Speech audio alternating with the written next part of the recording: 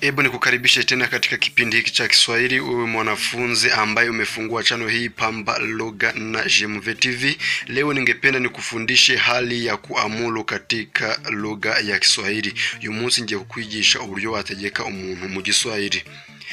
Unapoamuru mtu ama watu kwa Kiswahili huwa uko pamoja nao au naye. Tuvango iyo utegeka umuntu mu Kiswahili cyangwa se uburi kumwe nawe, huwa uko pamoja naye, uburi kumwe nawe au nao cyangwa se nabo. Huwezi kuamuru mtu usipokuwa naye, ntabwo wategeka umuntu mutari kumwe cyangwa se mutarimo kureba. Acheni tuchukue mifano tofauti, mureke dufate ingero zitandukanye, tuone namna tunavyoweza kuamuru mtu katika lugha ya Kiswahili, tumenye uburyo twategeka umuntu mu rurimi rw'Igiswahili. Gusa kumbuka kuwa vitenzi vyote vya Kiswahili huanzwa na ku. Wibuke yuko inshinga zose zo mu Giswahili ziri mu mbundo zibanzwa na ku. Nukuvuga ngo reka dufate ingero, ebu tuchukue mifano. Kucheza bivuga gukina, kuimba bivuga kuririmba, kuingia bivuga kwinjira, kuvaa bivuga kwambara, kufua bikavuga gufura, kufanya bikavuga gukora. Bango inshinga zose mu Giswahili zibanzwa na ku. Unapoondoa ku kwenye vitenzi vya Kiswahili, yukuyeho ku ku nshinga z'Igiswahili, huwa unaamuru mtu kwa nafsi ya pili. Uri gutegeka umuntu muri ngenga ya kabiri umoja y'ubumwe. Mtu mmoja aba ari umuntu umwe. Vango iyo utegeka yukuyeho ku nshinga ubutegetse umuntu umwe. Katurebe ingero turebe. Hano ushobora kuvuga uti cheza vizuri, kina neza. Twafashe yani nshinga kucheza dukuyeho ku, hasigara cheza vizuri, kina neza. Andika jina lako hapa, andika izina ryawe ahangaha. Sikiliza muziki huu, umva uyu muziki. Nshinga ri kusikiliza, kumva. Sikiliza muziki huu. Pika chakula nina njaa, teka ibiryo mfite inzara. Urukumva ko inshinga ri kupika dukuyeho ku. Toka nje unanipigia kelele, jya hanze uri kunsakuriza. Inshinga ri kutoka.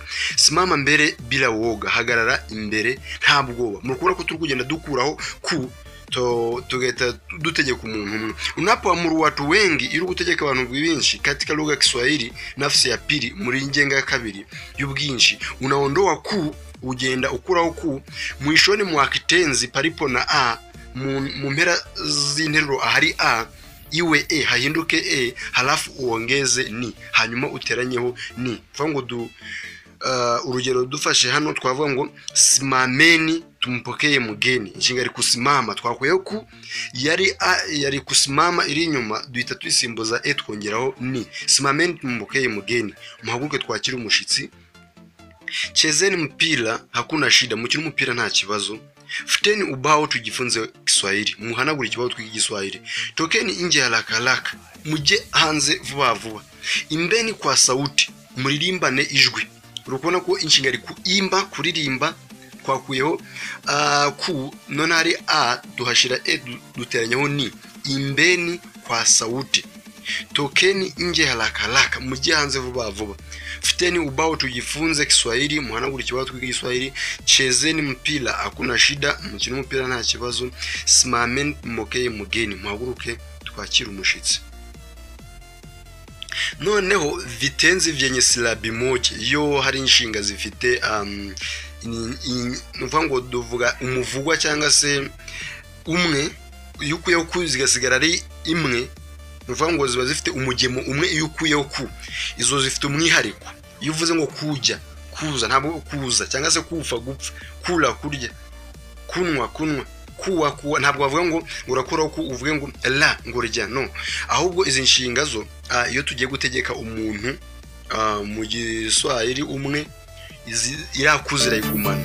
Fufa, ipfa, kula chakula hiki, rya bino biryo. Kunywa maziwa yote, nywa amata yose. Kuleni chakula hiki, kuleni vyakula hivi, murye bino biryo. Mubona ko ya atwaje kuyihinduza dutwongeraho i. Kunweni maziwa yote, munwe amata yose. Kunweni maziwa yote, maziwa bivuga amata. Asante sana kwa kujifunza somo hili. Urakoze kwigira somo, nadhani uko umejifunza mengi hapa. Ndacheka kuiza byinshi hano. Angalia masomo mengi halafu areba amasomo yandi alafu hanyuma uanze kuongea lugha, utangire kuvuga ururimi. Hebu nikushukuru tena na mimi tuko